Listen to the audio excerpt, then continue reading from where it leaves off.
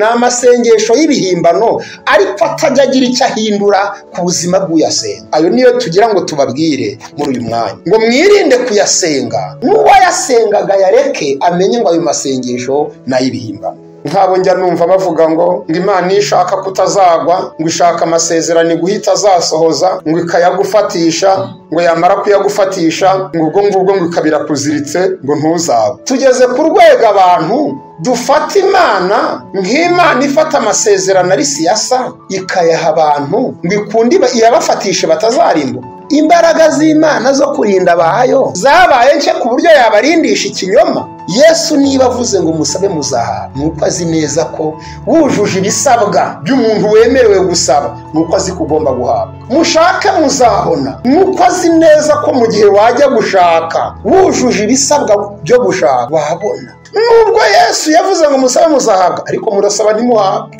Abantu benshi isa ntimubizi, ntimusaba ntimuhabwe. Imyaka 10 igashira icyo usaba utakibonye. Hakaba nubwo kimwe kiva hati kindarambiye sizaba kigisaba, buriya reka nkihorere njya ku kindi ukajya ku kindi, ibintu bikazaba 10 usaba nta kibona. Ese mugira ngo nuko Imana nta matwi ifite? Imana se n'ubugugu ifite bwo kuduha? N'ubukene se yahuye nabwo? Yagize kriza se? Hari ikibazo se ifite muri ekonomi ku buryo yabura ibyiha umuntu? Ikibazo ahantu kiri gituma tutamwabwa imbere ye nuko Imana itwumva iyo dusabye ikintu nk'uko ishaka. Ubuzima bw'uwitwa mu Kristo wese bwubakiye ku gusenga. Birasobanura ngo nibipfira mu gusenga, fondasiyo izaba yapfuye, nta rufatiro uzaba ugifite. Iyo mu masengesho byahapfiriye, ushobora gusenga amasengesho y'iminsi 21 ukarutwa n'uwasenze amasengesho y'umunsi umwe wayasenze bitegetswe nk'uko ijambo ry'Imana ribivuga. Ariko gusenga twabigize amatangazo nyarimo nyamaze nk'iminsi, maze iminsi mu 3 ndi mu 7 ngeze ku munsi wa 5. Gusenga abantu babigize fiye kugera ku rwego abantu bajya gusenga bakajyana kamera, ibintu bimeze nk'ubukunguzi, ibintu bimeze nk'amahano. Singirwa barokore zazamukanye za kamera zikajya mu butazi zikirirwa zimurika, naha tuba turi, n'ubu buvumo tuba turimo, n'uyu musozi tuba turimo, kugera ku rwego za leta zimenya zikavuga ziti ibintu byakomeye ni mutangatanga. Narangiza mukarenganya za leta ngo ziri kuturenganya, ziri kutubuza gusenga. Muzamukana kamera mu masengesho, amasengesho nitanga. Nitudafata ingamba ngo twisubire, umujinya w'Imana uzatugeraho, nutanatugeraho vuba abanyamahanga bazatumaramo imbaraga, kuko twamaze kugaragaza aho imbaraga zacu ziri naho dukura imbaraga. Abantu bihimbiye uburyo, bamwe barihangira gukiranuka. Nari nzi ko abantu bihangira imirimo mu bigendanye n'ubuzima busanzwe, ariko abantu basigaye banihangira gukiranuka, abandi bakihangira amasengesho. Nzajya nsenga gutya nibwo buryo bwiza. Turi kunyigisha ivuga ngo amasengesho y'ibihimbano atagirira nyirayo umumaro, na amasengesho atakubuza gupfa. Usenga usaba gukira ugapfa, na amasengesho usenga usaba kudasebuka ngo ugaseba. Nibihimbano nyine nta musaruro ari buguhe, kuko mu bintu bitera umuntu morale, mu bintu bitera umuntu imbaraga, nugutaka gatabarwa, nuguhamagara ati karame. Hindura uburyo nshuti yanjye wasengagamo, wirinda amasengesho y'ibihimbano.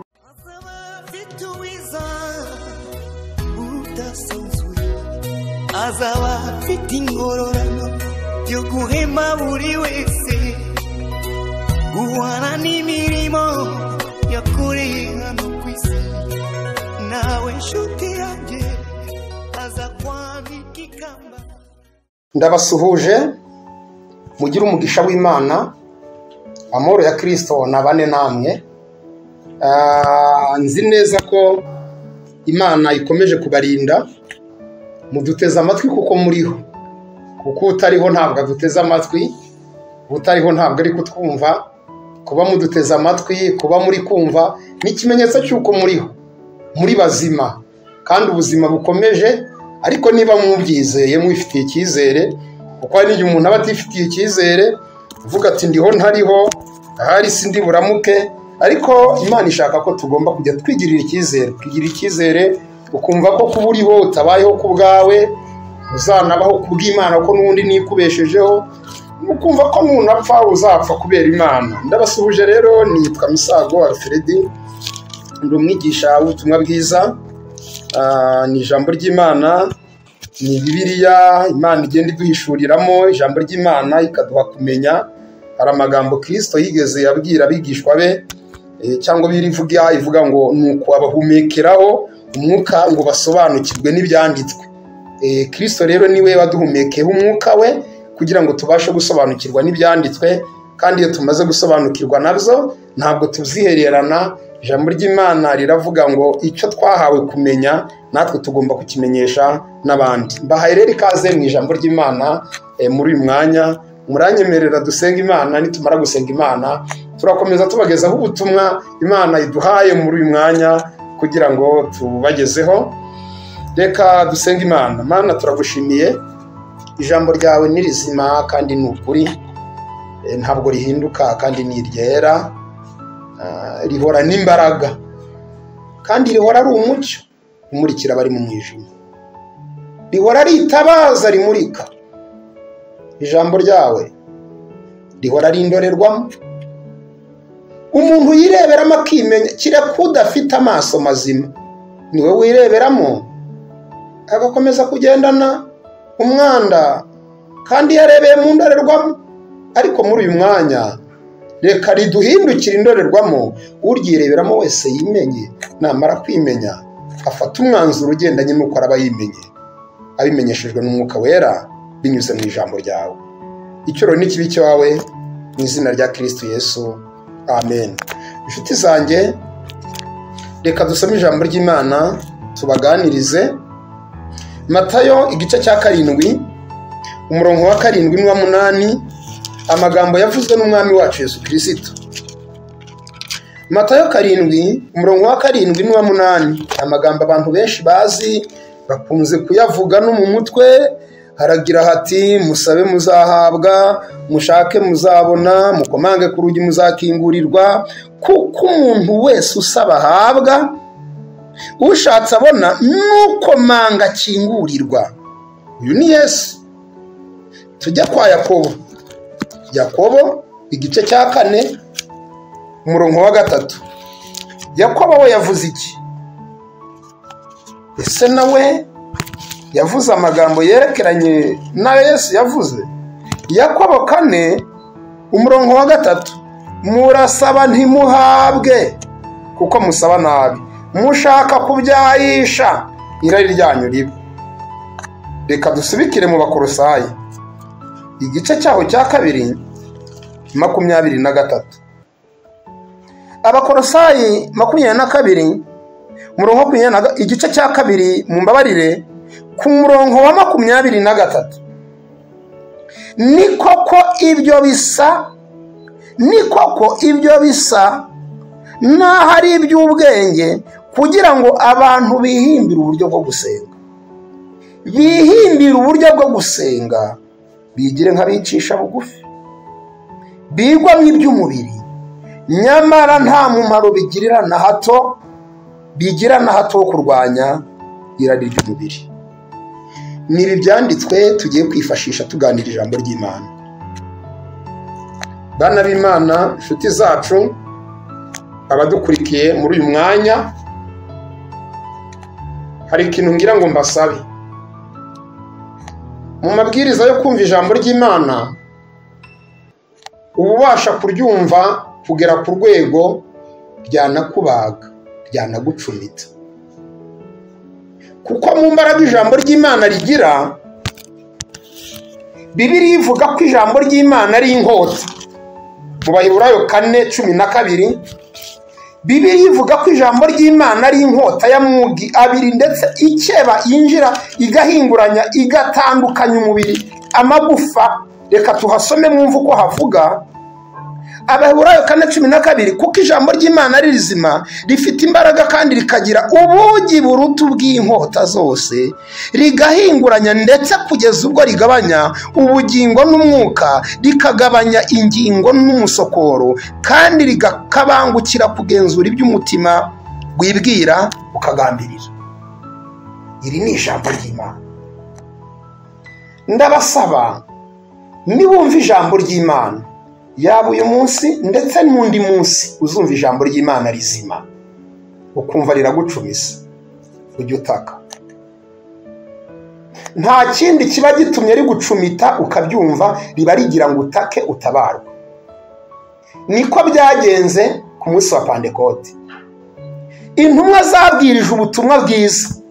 Petero ngo arigisha mu Byakozwe n'igice cya 2, arigisha ku murongo wa 37 ngo abo bantu bumvise ibyo bibacumita mu mitima, nuko babaza Petero n'izindi ntumwa bati, bagabo bene data tugire duti. Impamvu mbaje kubabwira aka kantu, dusohoye mu gihe abantu basigaye babagwa bakihagararaho. Umuntu akabagwa n'ijambo ntanatake. Niba uturemangingo twumva ububabare twarashize mu bantu, abantu benshi bamaze kwangirika kugera ku rwego umuntu ijambo rimucumita rikamubaga ariko ntatake. Ijambo ry'Imana rikereka umuntu uwo ari we ntatake, bavuga uti bene data ko nsinzwe nkora iki. Bajya bavuga ngo umugabo nuwihagararaho, ariko uwihagararaho mu mafuti wowe nawe ntabwo ari umugabo nyamugabo. Uzihagarareho ku kuri, wihagarareho ku cyiza, urwanire ukuri nushaka ugupfiri, ariko ntuzihagarareho mu binyoma. Niba wumvise ijambo ry'Imana rikagutsinda, ukumva riragucumise watatse, ugataka ati bene data nkora iki ko nsinzwe, bene data ko rincumise nkora iki, uragirwa inama y'icyo gukora, kandi namugirwa niko gukira kwawe. Niwumva ijwi ry'Imana binyuze mu ijambo ryayo, ukinangira umutima, kandi nunaryumva ujye umenya ko ari n'ikimenyetso cy'uko ugifite ibyumviro bikeya byibuze bibyumva, kuko hari n'ababa batakinabyumva. Dushobora kuvuga tukavuga akavuga uti nkuriya ni mubikira ko numva ntacyo ndi gukuramo ra, nkuriya. Hari ababa batagifite ibyumvirizo byo kumva ijambo. None wowe ugifite umugisha wo kugira ibyumvirizo biryumva, ukumva rigukozeho, ukumva riragucumise, ujye utaka uvuze urwamo, uvuga uti ko mpfuye, ko rincumise, ko rinsogose, ko rinyinjiye, nkora iki. Uzajya ugirwa inama y'icyo gukora. Murakoze cyane, nimunyumvira kuri iyo nama muzaba mwumva Umwuka Wera, kuko ibi byose ntabwo tubivuga ku bwacu, tubivuga ku bw'Umwuka Wera. Tugaruka ku ijambo ry'Imana dusomye. Niki tubazaniye umwami Imana dusize ku mutima? Tuje kubabwira amasengesho y'ibihimbano atagirira umumaro nyirayo. Amasengesho y'ibihimbano, amasengesho y'amahimbano. Isomo dusorejeho dusoma mu Bakolosayi igice cya 2:23 hatubwiye ngo bisa naho ari iby'ubwenge kugira ngo abantu bihimbire uburyo bwo gusenga. Abantu bajya bihimbira uburyo bwo gusenga, bakigira nk'abicisha bugufi, ndetse bakanigwa mu ibyo kurya. Ariko Bibiliya yatubwiye ngo byose ntacyo bimara, nta kintu bibasha guhindura ku kigendanye no kurwanya irari ry'umubiri. Ni ya masengesho abantu basenga bakayavamo nta mpinduka. Ni amasengesho usenga wibuka komeza ukiba ntaguhindure. Ni amasengesho usenga usambana ukazakomeza ugasambana ntaguhindure. Ni amasengesho usenga uri umunyamujinya wakwishe ukajya ukomeza ukagira umujinya. Ni amasengesho y'ibihimbano ariko atajya agira icyo ahindura ku buzima bw'uyasenga. Ayo niyo tugira ngo tubabwire muri uyu mwanya, ngo mwirinde kuyasenga, n'uwayasengaga yareke amenye ngo ayo masengesho n'ay'ibihimbano. Ukuri kwa Bibiliya nuko umuntu wese usenga yakabaye asenga agasaba agahabwa, nk'uko Yesu yabivuze. Se mugira ngo Yesu yarabeshyaga? Ntabwo ari igipindi. Nkabo njya numva bavuga ngo Imana ishaka kutazagwa, ngo ishaka amasezerano guhita azasohoza, ngo ikayagufatisha, ngo yamara kuyagufatisha ngo ubwo ngubwo ngo ikabira kuziritse ngo ntuzagwe. Bana b'Imana, tugeze ku rwego abantu dufata Imana nk'Imana ifata amasezerano ari siyasa ikayaha abantu ngo ikundi iyabafatishe batazarimbuka. Imana imbaraga z'Imana zo kurinda abayo zabaye nke ku buryo yabarindisha ikinyoma. Koko Imana ikakurindisha ikinyoma pe, nkubwiye ko nzagukorera iki, ntacyo nzakora ni ukugira ngo utazamvaho. Imana ikakurindisha ikinyoma, iyo ntabwo ari Imana yacu. Kireka ya Mana y'iki gihe Bibiliya ivuga, ibyo Imana ivuga irabikora. Yesu niba avuze ngo musabe muzahabwa, nuko azi neza ko wujuje ibisabwa by'umuntu wemerewe gusaba, nuko azi ko ugomba guhabwa. Mushake muzabona, nuko azi neza ko mu gihe wajya gushaka wujuje ibisabwa byo gushaka wabona. Mukomange muzakingurirwa, uko ni ukuri. Iyo ukomanze wubahirije amabwiriza ya Kristo, ijambo rya Kristo, baragukingurira. Ariko ahandi ikibazo kibera ni muri Yakobo. Yavuze amagambo uyumviye mu mubiri wagira ngo ari kuvuguruza Yesu, ariko ntabwo ari kuvuguruza Yesu, arimo aravuga ukuri. Yakobo we yagize ati murasaba ntimuhabwe. Nubwo Yesu yavuze ngo musabe muzahabwa, ariko murasaba ntimuhabwe. Abantu benshi isa ntimubizi, ntimusaba ntimuhabwe. Imyaka 10 igashira icyo usaba utakibonye, hakaba nubwo kimwe kiva hati kindarambiye sizaba kigisaba, buriya reka nkihorere njya ku kindi ukajya ku kindi, ibintu bikazaba 10 usaba ntakibona. Ese mugira ngo nuko Imana nta matwi ifite? Imana se n'ubugugu ifite bwo kuduha? N'ubukene se yahuye nabwo? Yagize kriza se? Hari ikibazo se ifite muri ekonomi ku buryo yabura ibyiha umuntu? Ikibazo ahantu kiri ni kwa Yakobo. Turasaba ntiduhabwe kuko dusaba nabi, tugasenga amasengesho y'ibihimbano atagira icyo ahindura ku buzima bw'umuntu. Aya masengesho rero ni ayahe? Ni amasengesho menshi, ariko ndagerageza mbabwiremo makeya ashoboka, andi wenda tuzayagarukaho. Amasengesho y'ibihimbano. Mbere yuko mbabwira isengesho rya mbere, ubundi hari ibwiriza ryo gusenga. Bibiliya iravuga mu rwandiko rwa mbere rwa Yohana 5:14, haravuga ngo igituma Imana itwumva nuko tuyisaba ikintu nk'uko ishaka. Igituma tutamwarwa, haravuga ngo igituma tutamwarwa imbere ye nuko Imana itwumva iyo dusabye ikintu nk'uko ishaka. Kandi mwibuke ko aya magambo Yohana yavuze ayahuriraho na Kristo muri Matayo 7:21, aho yagize ati abahora bampamagara bati mwami mwami mwami, siko bazambona keretse ukora ibyo Data wo mu ijuru ashaka. Byumvikane ko gusenga kumvirwa n'uguhuye n'uko Imana ishaka. Mugira ngo hari n'impamvu mu nama Paulo yagiriye Abaefeso yatanze, ubwo si Abaefeso gusa, ni abantu bose bazizera n'abazashaka gukurikira Imana. Abaefeso 5:10 yavuze amagambo akomeye, aravuga ngo mushakashaka uburyo mwamenya ibyo umwami ashima. Mushakashake uko mwamenya, ku murongo w'10 Abaefeso 5, mushakashaka uko mwamenya ibyo umwami ashima. Umurongo wa 17, nuko ntimukaba bapfu, ahubwo mumenye icyo umwami wacu ashaka. Bana b'Imana, ntabwo ari ugupfa gusenga. Kandi mbibutse ko gusenga biravuna. Abantu batazi imvune y'amasengesho nibo bagira ngo gusenga ntibivuna. Kera kuko mu mpano Imana yampaye habamo niyo guhimba indirimbo, nigeze numva abahanzi barasohoye indirimbo. Muri izi ndirimbo zo hazisi bita izisi, basohora indirimbo yitwa Imvune z'abahanzi. Byari bigiye kuntera nanjye gusohora indi yitwa Imvune z'amasengesho, ariko n'umuntu nzayisohora Imana namfasha. Imvune z'amasengesho. Amasengesho aravuna, abasenga nibo babizi. Muzi ko amasengesho avuna kugera ku rwego uhura n'umuntu wari igikara ukabona yabaye inzobe. Koza dise ko ari igikara ukabaye inzobe byagenze bite?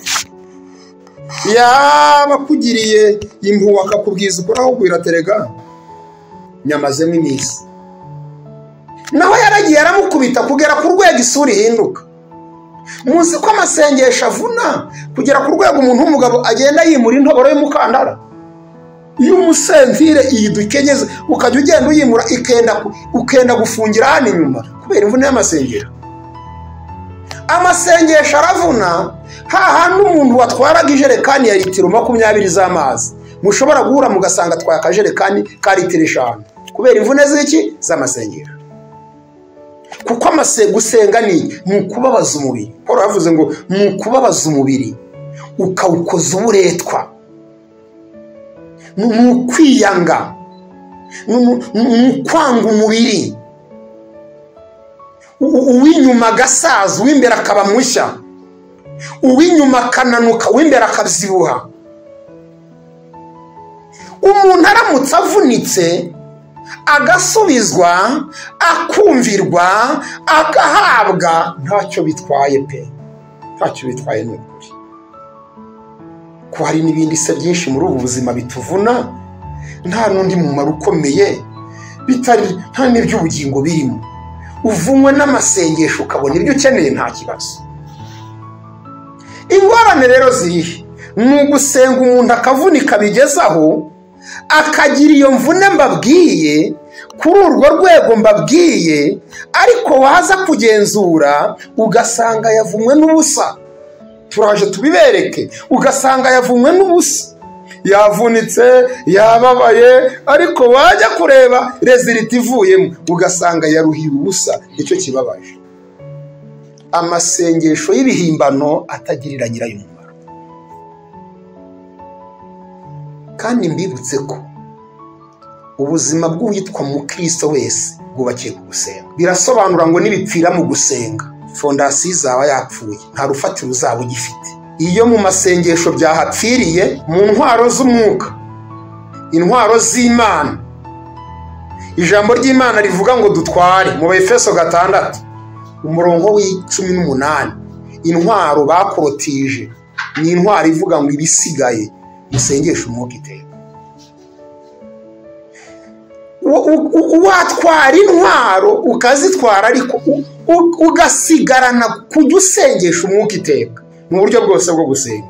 Byumvikane ko nibipfira mu masengesho tuzagira ubuzima bw'ikinyoma bubi bw'ikigare budatanga impinduka kuri twebwe ndetse n'abo twita ngo turasengera, kuko umuntu ajya arenga urwego rwo kwisengera agasengera n'abandi.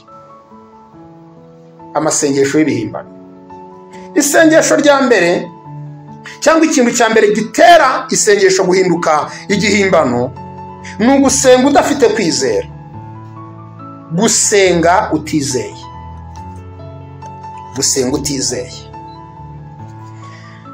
Iri sengesho umuntu asenga adafite kwizera ni igihimbano. Ndabasomera amagambo y'Imana aba muri Yakobo. Yakobo naramukunze, yahishuriwe ubutumwa bukomeye ku kigendanye no kwizera. Umuntu akajya imbere y'Imana adafite kwizera, yarangiza akayisaba ngo reka mpfe kugenda. Nta muntu ujya imbere y'Imana ari ugupfa. Yakobo 1:5. Ariko niba hariho umuntu muri mwe ubuze ubwenge abusaba Imana itimana itishama, Imana itimana itishama kandi azabuhabwa. Ariko rero asabe yizeye ari ntacyo ashidikanya, kuko ushidikanya ameze nk'umuraba wo mu nyanja ujyanwa n'umuyaga ushushubikanywa. Umeze atyo ye kwibwira ko azagira icyo ahabwa n'Umwami Imana. Aka kantu nimukumve, umeze gutyo ushidikanya ye kwibwira ko azagira icyo ahabwa n'Umwami Imana, kuko umuntu w'imitima ibiri anamuka mu nzira ze zose. Abanyarwanda tugira umugani uvuga ngo akabura byose nk'ingata imeri. Kunamuka mu nzira ze zose, kuko yasabye Imana ashidikanya, kuko yasabye Imana nta kwizera afite. Mu Baheburayo igice k'11 umurongo wa 6 niho hatubwira ko utizera adashobora kunezeza Imana. kuko utizera bidashoboka ko anezeza Imana. Kuko uwegera Imana, usaba Imana, usenga Imana akwiye kuyisaba yizeye, ari ntacyo ashidikanya, kandi azi neza ko Imana iriho, kandi kuba iriho igororera abayishaka bose. Mu nama Yesu yagiye atanga, yagiye agaruka ku ijambo ryitwa gusaba umuntu afite kwizera. Avuga ati icyo muzasaba cyose mwizeye muzagihabwa. Ngiyo dusomye muri Matayo 20:21, Yesu arabasubiza ati ndababwira ukuri yuko mufite kwizera mudashidikanya mutakora nk'iby'umutini gusa, ahubwo mwabwira n'uyu musazi muti shinguka utabwa mu nyanja, byabaho, kandi ibyo muzasaba mwizeye muzabihabwa byose. Nshuti yanjye, bipfira hehe mu gusenga kwawe? Aho ntibyaba bipfira mu gusenga kwawe kuzuyemo gushidikanya, ukaba imbere y'Imana ufite gushidikanya? Hari n'igihe dutekereza ko amasengesho akora umuti ari ubwinshi bw'iminsi umuntu yasenze. Akora umuti iyo uri kuyasenga wujuje amabwiriza, ariko iyo yasenga unyuranyije n'ukuri kugenga umuntu ugiye imbere y'Imana gusenga, nta musaruro atanga. Ushobora gusenga amasengesho y'iminsi 21 ukarutwa n'uwasenze amasengesho y'umunsi umwe wayasenze bitegetswe nk'uko ijambo ry'Imana ribivuga. Mbibutsa ko gusenga ni isomo rikomeye, ni isomo ryigwa. Ntabwo umuntu wese apfa gusenga. Umuntu yakabaye akicara akiga ku isomo ryo gusenga, umwuka wera akarimwigisha, agasoma ijambo ry'Imana akigisha isomo ryo gusenga. Murebe uburyo gusenga bikomeye atari ibintu byo guhubukira. Bigeze baha Kristo ikifuza abigishwa be, baramubwira bati mwigisha, twigisha gusenga nk'uko Yohana nawe yari yarabyigishije abigishwa be. Murumva icyo cyifuzo cy'intumwa? Murumva icyo cyifuzo cy'abigishwa ba Yesu? Baranga kubaho mu kigare, baranga kugendera mu kigare, baranga kuzabaho mu buzima. Niruka igice c'11 umurongo waho wa mbere n'uwa kabiri, nuko ari ahantu hamwe asenga, arangije umwe mu bigishwa be aramubwira ati databuja twigishe gusenga nk'uko Yohana yigishije abigishwa be. Aba ni abigishwa ba Yesu, bitegereje Yesu babona arimo arasenga, banze kugendera mu kigare, banze gukora ibintu uko babyumva. Bagize icyifuzo bati mwigisha, databuja twigishe gusenga nk'uko Yohana nawe yigishije abigishwa be. Aya makuru bari bayafite ko Yohana abigishwa be yari afite, nawe yari yarabigishije gusenga. None twe turi bande tudashaka kwiga gusenga? Tukumva ko tuzabikora uko twishakiye. Mfa guhamagara, mfa kuba niyirije, mfa kuba ibiryo nabiretse. Turaje tubereke abasenze kugeza ubwo amajosi agondama bakamera nk'imiberanye, kandi bikarangira Imana ibavudukanye babwiye ati mwaje kundibatira inzu ngo murasenga mwebwe, mwaje kunsakuriza nere babwiye, kandi bubitse imitwe babaye nk'imiberanye. Hari igihe umuntu agira ngo imvune yagize n'uburyo umubiri wahonze bingana no kumvirwa. Dore ko hari n'abantu basenga bakabigendera, akagira imvugo igendanye n'uko yasenze, wanamusuhuza akakwikiriza umwuka utava mu kanwa, wamubaza ati Yesu ashimwe, ahimbazwe, wabaye iki ko rutava mu kanwa? Nyamaze n'iminsi. Ukabona afite imvugo yabyo, aranabigendera. Mbibutse ko nabyo bitemewe, nabyo ni uburyarya. Yesu yabyise ngo ni uburyarya bw'abafarisayo. Abafarisayo, Yesu yavuze ko usenga nanategura gahunda yo gusenga, niyihererane n'Imana, ireba ibyiherereye iri bumwumve, yihererane n'Imana, nakarabe mu maso ake, niba nahura n'umuntu ntabe yanamenya ngo ari mu masengesho.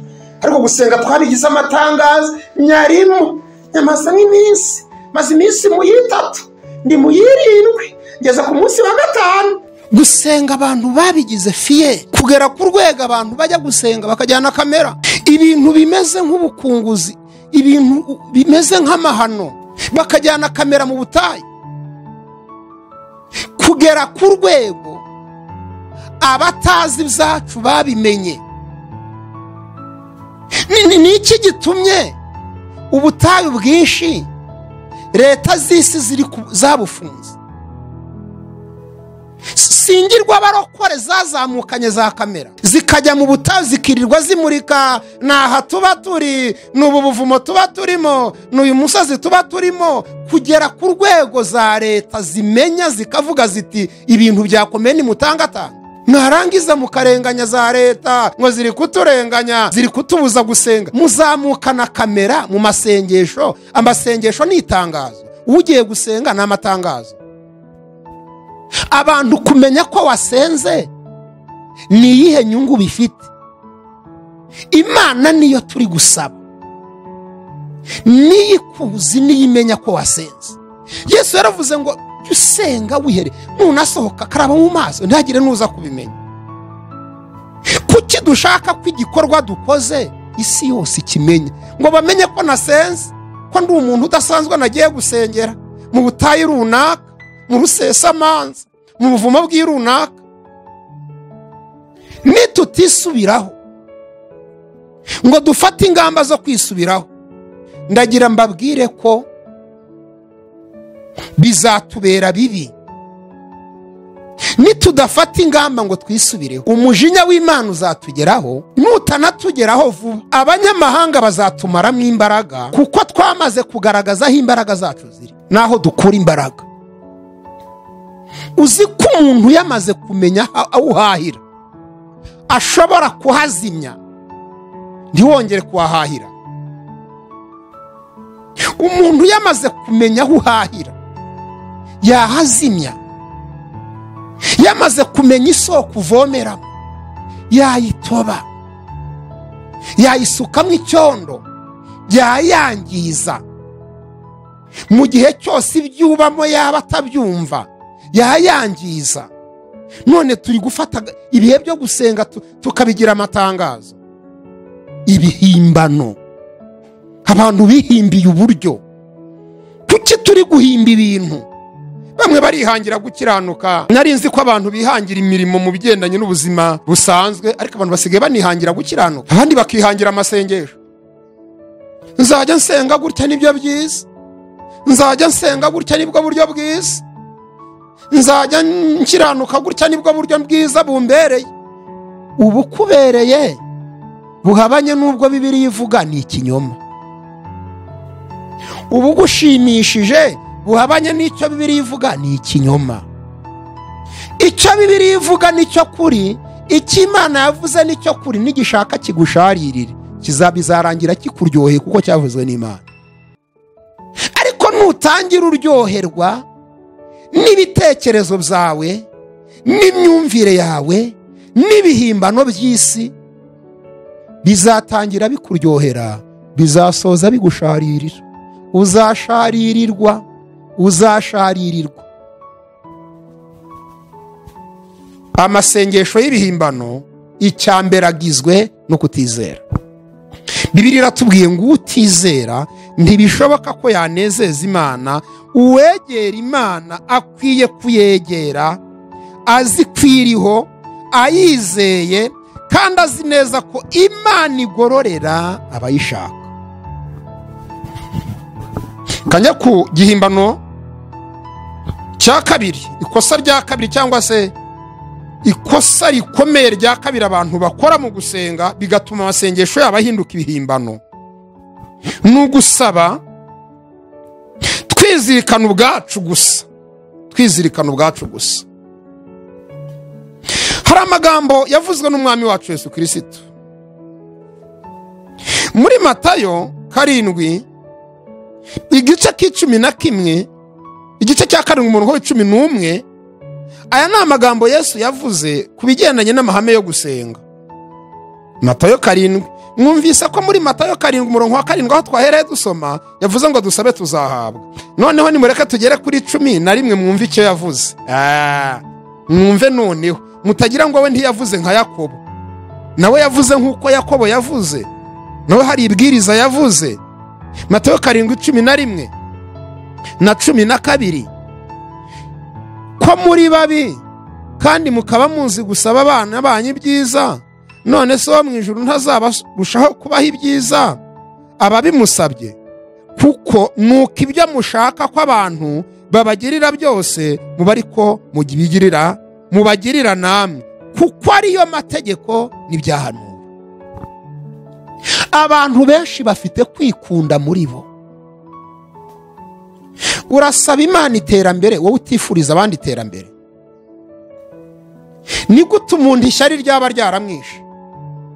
Uteye imbere aramuhekenyera amenyo, uteye imbere ntamwishimira, uteye imbere arumva yakena.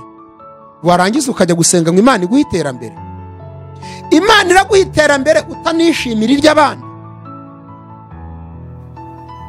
Imana iraguha umwana udakunda n'aba bandi. Umwana arakwegera ugahutaza, none ngo Mana mpa umwana, n'aba bandi n'aba bagenzi bo ntubakunda, none iraguha umwana. Uko ushaka ko bakugirira, ibyo ushaka ku Mana byifurize n'abandi. Urasaba Imana amahoro uri umunyentambara, ayo mahoro Imana iguha uri umunyentambara irayaguha gute? Hesha abandi amahoro, Imana iguha amahoro. Urasaba Imana kugukiza nawe udahaye abandi gutuza. Yesu ati ibyo mushaka ko babagirira aba ariko mugirira abandi. Kwikunda kuba muri mwene muntu gutuma isengesho rye rihinduka ibihimbano. Gusaba Imana ariko ibyo asaba watabikorera abandi. Urasaba Imana kukugaburira kandi urimana. Niyo wabibonye ntushobora kugira uwuha, nta wagusaba ngo umuhe, ariko urasaba Imana ngo Mana numve, wowe wahaye ndi, wowe uhandi. Amasengesho y'ibihimbano. Kwizirikana ubwawe. Abafilipi 2:4 Bibiliya iravuga ngo ntimukajye mwizirikana ubwanyu, ahubwo uzirikana azirikane na mwene se. Imana irashaka ko mu gusenga kwacu tutizirikana ubwacu, ahubwo nituzirikana tuzirikane na bagenzi bacu. Nuzirikana uzirikane na mwene so. Twikuremo umwuka wo kwikunda. Icyo ushaka ko Imana iguha nawe gihesha abandi. Gira umutima nawe wo kuba wagitanga, gira umutima wo kugiha abandi. Nta kabuza niwifuriza bene si byiza nawe uzabona ibyiza, niwifuriza abandi byiza nawe Imana izabiguha. Hano muri Yakobo igice cya 2 umurongo 8, nyamara niba musohoza amategeko y'umwami wacu nk'uko byanditswe ngo ukunda mugenzi wawe nk'uko wikunda, muba mukoze neza. Ariko niba murobanura abantu ku butoni, muba mukoze icyaha, mutsinzwe n'amategeko y'uko mwacumuye. Ibwiriza itegeko rya Kristo, gukunda mugenzi wawe nk'uko wikunda. Igihe cyose uzajya imbere y'Imana gusenga, ugasanga ibyo usaba Imana ntubyifuriza bagenzi bawe, ugasanga ibyo usaba Imana ntiwabisabira bagenzi bawe, ujye umenya ngo uri mu mikino, uri gutera agapira ukakisubiza, uri kwikira igiti ugaseka, kuko ibyo ushaka ko Imana ikugirira nawe ntabwo bigirira abandi. Turi kunyigisha ivuga ngo amasengesho y'ibihimbano atagirira nyirayo umumaro. Ni amasengesho atakubuza gupfa, usenga usaba gukira ugapfa. Ni amasengesho usenga usaba kudaseba ukanga ugaseba. Ni ibihimbano nyine, nta musaruro ari buguhe kandi ingaruka zizavamo. Nuyasenga igihe kinini ubona nta mpinduka, uzabivamo. Uzavuga uti ndarwana n'iki, igihe nahereye ko mbona nta mpinduka, igihe nahereye ko nta gihinduka, ndarwana n'iki? Urumva ahantu biri kuganisha? Kuko mu bintu bitera umuntu morale, mu bintu bitera umuntu imbaraga, ni ugutaka agatabarwa, ni uguhamagara ati karame. Ariko niba umuntu agize igihe kinini ataka nta butabazi, bizarangira unaniwe, uvuze uti ntacyo ndwana nacyo kuko sinumvirwa. Hindura uburyo nshuti yanjye wasengagamo, wirinde amasengesho y'ibihimbano. Ikosa rya gatatu rihindura isengesho igihimbano ni ugusaba Imana imbabazi natwe tutababarira. Ubu hari abantu benshi babana n'urubanza rwo kurimbuka kandi barihannye, kuko Imana yagenzuye imitima yabo isanga nabo nta mbabazi zirimo. Muzi ko umuntu utababarira Imana itajya imuha imbabazi? Ku kintu cyitwa imbabazi ni mpanguhe imbabazi, wowe urababarira? Mu isengesho Yesu yigishije abigishwa be, muri cya cyifuzo bamuhaye bamubwira bati twigishe gusenga nk'uko Yohana yabyigishije abigishwa be, mu isengesho yabigishije muri Matayo yarababwiye ati nimusenge, igice cya 6 murongo wa 14, yarababwiye ati rero mu isengesho muzasenga mujye mubwira Data twese uri mu ijuru abababarira ibicumuro byanyu nk'uko namwe mubabarira ababibacumuyeho. Mujye mumubwira muti utubabarira imyenda yacu nk'uko duharira natwe abandi. Reba ko umuntu yaba ari gusaba Imana ngo imwishyurire ideni, avuga uti yishyurire ideni, kandi ejo yafashe mu ijosi abari mufite we, umufite ideni ataramwishyura yamufashe mu ishinga cyangwa aramwandagaza, kandi nawe azi ko afitiye abandi ideni. Namwe munyumvire, uzi ko ufitiye abandi ideni, none nawe uri gufata abantu mu ishinga, muranyishyura. Yesu yigeze abivugaho avuga ngo uwo muntu ni mubi, shebuja naza azamubwira tumva, kuko wafashe kuko abagufitiye umwenda wabahutaje, nanjye mbibyanjye nari naguhariye, kuko nari naguhariye umwenda ufite, ngira ngo nawe uragira umutima wo guharira abandi bawugufite, none ngiye nguhariye umwenda undimo, urangije uhindukirana abawugufite, urabahagurukiye, uri kubandagaza, nanjye nyishyura. Uwo ni Yesu, ni amagambo yavuzwe n'umwami wacu Yesu Kristo. Iyo usenga Imana usaba kubabarira, wowe utababarira nta mbabazi ubona. Nshuti zacu mudukurikiye, niba uzi ko nta mbabazi ufite, bwira Imana igushoboze ugire umutima w'imbabazi. Ibintu byose dukunda kubabwira ngo Imana ibashoboze, ariko Imana iradushoboza, ariko twagaragaje ko dufite inzara n'inyota yo gushaka guhinduka. Niko Yesu yavuze, hahirwa abafite inzara n'inyota byo gukiranuka, nibo bazahazwa. Ntabwo uzicara hariya. Hari uwo nigeze numva avuga ngo baramubwiye bati kubera iki utukana wahindutse? Ati ntabwo nahinduka, ati kireka Imana nishyiramo imiyaga, atari kubundi ngiye gutukana numva ntazabireka. Icyakora Imana wenda izashyiramo imiyaga. Nabwira ni Imana izashyiramo imiyaga, tizayishyiramo naho kumbwira ngo nareka gutukana ho ntibizashoboka. Namwe munyumvire, ikintu cyose ushaka kugeraho ugikorera repetisiyo, ugikorera umwitozo. Icyo ushaka kugeraho cyose ukora umwitozo wacyo, ukora repetisiyo yacyo. Niba ushaka kuba umunyembabazi, byitoze, nibigera hagati imbaraga ziri kuba nke, Kristo azagushoboza, kuko ufite n'iryo shyaka, agusanze no muri iyo nzira yo kubabarira. None ko ashoboza abari mu nzira yo kubabarira, azagushoboza utari no mu nzira yo kubabarira. Ko ashoboza abari mu nzira yo kureka ikibi, azagushoboza utari mu nzira y'abareka ikibi. injira mu nzira yo kureka ikibi. Iyo nzira Kristo azayigusangamo, aguteza intambwe, akwigiza imbere, utsinda urugamba rukuri imbere. Mu masengesho y'ibihimbano habamo n'amasengesho abantu basenga ariko bakasenga batababarira. Reka mbabwire ubundi bwoko bubiri ubundi dusoze bw'amasengesho y'ibihimbano. Isengesho rya kane ry'igihimbano n'ugusaba ubangamiye umugambi w'Imana.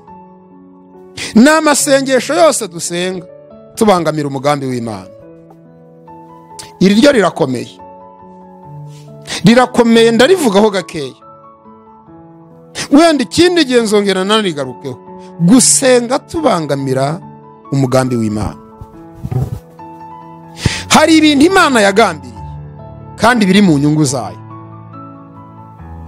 ku isi, bigomba kuba kuri iyi si. Itorero rya Kristo, umugeni wa Kristo kuri iyi si, ayibayeho, ariko hari ibintu Imana yavuze bizaba mapu, bizaba icyerekezo kizafasha umugeni wa Kristo kuba muri ubu buzima bw'iyi si, ariko abona icyerekezo cy'aho isi igeze. Mu yandi magambo, Imana yatanze reveyi zizasona abana bayo bakaba maso. Itanga ararume, inzogera izasona abana bayo bagakanguka bakava mu bitotsi. Arabivuga muri Matayo 24, yicaye ku musozi wa Elayono, abigishwa baramwegera baramubaza bati, tubwire ibimenyetso byo kuza kwawe n'iby'imperuka y'isi no kurimbuka kwa Yerusalemu nibi. Ibi bari kubimubwira ngo abafashe kumenya icyerekezo cy'aho ibintu bizaba bigeze, ngo batazatungurwa. Umumaro ararume, umumaro wa reveyi ni ugufasha umuntu kutaza gukererwa kuri gahunda yihaye. Umumaro w'ibimenyetso Yesu yatanze bizagaragara kuri iyi si ni ugufasha umugeni wa Kristo kutazatungurwa. Ariko urebe uburyo dushira isoni, ngita gushira isoni. Kera bajyaga batubwira bati mwirinde mutazatera ibuye ku karere. Iyo twanyuraga ku karere twagendaga twiyoroheje, habaga abajandarume tukavuga duti mwiyoroshye mwabana mwe, dore mukunda gutera amabuye, mudaterewe ku karere bakabagwa nabi. Uzi ko hari igihe dusenga amasengesho asa no gutera ibuye ku karere muri icyo gihe. Nabi icyo gihe wenda bashobora no kuritera bakaba bagufunga umunsi umwe. Ariko gutera ku karere k'Imana cyase gusenga isengesho ryo kugaba Imana h'igitero, urumva wafungirwaye. None Imana ihagurukiye gusohoza ibyo yagambiriye mu mugambi wayo, ngo bifashe itorero rya Kristo kuba maso, ngo bikangura abantu bave mu gahugi ibitotsi ntibafate, kuko Yesu yagiye atanga impamvu yabyo. Kavuga uti bana banjye ibyo byose bizabaho, niba muzararame murebe mu ijuru, muzamwenda gucungurwa, niba muzamenya ko ndi hafi ndetse nigeze ku rugi, nimubona muzasenge kugira mutazajya mu moshya. None Imana igize gukira bisohoje, umuntu arahagurutse n'amakote, ngongeye kubihagarika, ngongeye kubishiririza, ngongeye kubihirika, ngo ndabivunagura, ndabitembagaza. Twaratembagazaga. Hari bitazatembagara, hari bitazahirima, hari bitazashirira. Matayo 2:6 Yesu ati, ntibibahagarika imitima, ntibizabura kubaho. Ni nkaho yakababwiye ati mwabisengera mutabisengera n'ubundi bizaba. Iyo dusenga amasengesho abangamiye umugambi w'Imana, ni ibihimbano. Ni ibihimbano, nukwikira igita tugaseka. Bizajya birangira icyo twanga icyo tubonye. Ubundi se ko twirwa tubirwanya byarahagaze. Kwishano risimbura irindi shyano, akaga kagasimbura kandi. Imana niho kuduhimika tubwira uti ibyo mukina nabyo ntimubizi, mujye mumenya ibyo mwirukana n'ibyo mutakirukana. Mu gusenga nabwo bisaba ubwenge bw'Imana bwo kumenya ngo ibyo ngiye guhangana nabyo bahangana nabyo ibihimbano. Reka nsoreze kuri iki gihimbano cya gatanu cy'amasengesho y'ibihimbano atagirira nyirayo umumaro. Nugusaba, nugusenga dufite imitima iducira urubanza. Gusenga dufite imitima iducira urubanza. Urwandiko rwa mbere rwa Yakobo, rwa Yohana Prito, urwandiko rwa mbere rwa Yohana igice cya 3:21 haravuga ngo imitima yacu bakundwa imitima yacu nitaducira urubanza turatinyuka imbere y'Imana. Imitima yacu ni iyitaducira urubanza turatinyuka. Umuntu akiyandagaza akinjira mu bihe byo gusenga atariyuzuza n'Imana. Timoteyo mu rwandiko rwa 2:19 urufatiro rw'Imana ruracyahagaze rwanditseho ikimenyetso ngo Uwiteka azabe, kandi uvuga izina ry'Uwiteka ave mu bidatunganye. Ushaka kuvuga izina ry'Uwiteka, ushaka guhamagara Imana, ushaka kwambaza Imana, ijambo rye rya mbere, ijwi rye rya mbere naba ari ijwi ryo kwiyuzuza n'Imana. Ariko abantu barasaba bafite imitima yanduye. Abantu barasaba ari abagome. Abantu baraba mu masengesho bafitanye inzika. Abantu baraba mu masengesho ari abajura. Abantu baraba mu masengesho ari abasambanyi batarihana. Abantu barajya mu masengesho barakuyemo inda. Abantu barajya mu masengesho ari abarozi. Imana yigeze ipfobya ikubita hasi amasengesho y'Abayuda. Yesaya 58. Bari bamaze 3 basenga kugera ku rwego bazamuye ikirego baravuga bati kubera iki twihiriza ubusa ntutwumve, tukibabaza ntutwumve. Imana yohereza umuhanuzi Yesaya. Bari bageze ku rwego batangira gutekereza ko Imana itakigira n'amatwi, Imana itacyumva, itakigira amaboko yo gukora. Uko niko bijya bimera ku muntu usenga amasengesho y'ibihimbano. Hari igihe ageramo akagira ngo Imana ntikigira amatwi. Muri 59 Yesaya Imana ibaha umucyo ibabwiza ukuri. Rabwitse dore icyo mfa namwe. Mugira ngo kwiriza ubusa nshaka nuko mwubika imitwe nk'imiberanya. Aho ni muri 58. Ndaje ngere no muri 59. Mukubika imitwe nk'imiberanya. Imiberanya nakatsi n'utwatsi tuba mu mazi. Turazamuka twimiberanya, turazamuka twagera hejuru tukigondora tukenda gukoza umutwe hasi aho twaturutse. Uko niko hari igihe abantu basenga bakubika imitwe nk'imiberanya. Ati ubwo rero mwubitse imitwe nk'imiberanya ngo nibwo ndi bubumve. Rabwira uti hoya, kwiriza ubusa shaka so. Muri iriza ubusa mufite abantu mwanze kubabarira, mufite imbohe mwaziritse muzirenganya, mubohora imbohe. Mwarambuye abakozi banyu. Reba umuntu yambuye umukozi ngo ari mu masengesho. Uwambuye umukozi, umuntu aragukoreye uramwambuye, none uri gusenga ibiki warambuye umukozi. Ibyo si ibihimbano, si imikino. Imana yabwira uti nimwishyura abakozi ibyabo. Ikindi muza gusenga mugasiga mukingiranye ibyo muzarya mutashye mukanga ko n'abakozi babirya. Aka kantu kariho, aka kantu karahari. Ibyo tubabwira n'ukuri. Aka kantu iyi ngeso iri mu bantu. Umuntu arajya mu masengesho, ubwo mu rugo bazongera kurya neza yaje, ubwo bazongera kurya neza yavuyemo. Mwihangane, mwiranje, mube muri kurya ubugari, mwiranje, mwe mwiranje kuri ako kawunga, mwiranje, yenda mwajya munanyuzamo mukagura n'agatoki mukakarya, muntegereze ninza tuzarya n'akanyama ninza tuzarya neza ntimugire ikibazo, mwe mwihanganye ntabwo nzayatindamo, namwe munyumvire. Ahagaritse gahunda yo kurya neza mu rugo kuko agiye mu masengesho ngo azarya neza yaje. Mu gihe Yesu yavuze ati ahubwo Imana icyo gihe muri Yesaya yababwiye ati ahubwo wari umwanya mwiza abakozi nabo n'abagaragu n'abaja bari babonye wo kurya bya bindi mwaryaga, bakavuga batereka natwe twumva uko Imana igira neza. Ibyo bosi yari kurya, mabuja yari kurya, nanjye ndabirya, none murabikupa. Uko kwiriza ubusa kurapfuye n'ibihimbano, nta musaruro gushobora gutanga.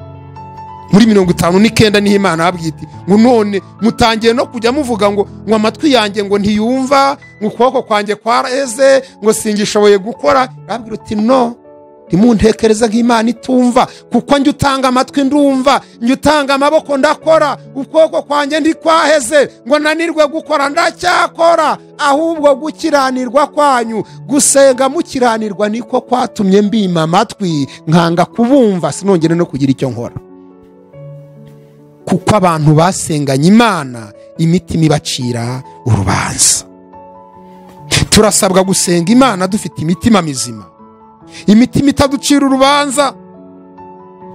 Nimusoma mu gice cya mbere aho ngaho cya Yesaya, muzabona ikindi gihe yabasanze mu iteraniro, habwira uti nanga ibirori byanyu, nimwungureho amajwi y'inanga, ibyo bitamba muza kuntambira mudakijijwe, mutizera, mutanyubaha, mutanyumvira, muza kutambana ibyaha nimubingureho. Hari n'abagira ngo wenda gushira Imana ituro rifatika nibwo iri buze kumwumva. Ntabwo icyumvikanisha isengesho ry'umuntu ari ituro, icyumvikanisha isengesho ry'umuntu nuko yayisenganye umutima utamucira urubanza. Nasoza mbabwira nti nimwirinde amasengesho y'ibihimbano, nimusenge mufite kwizera,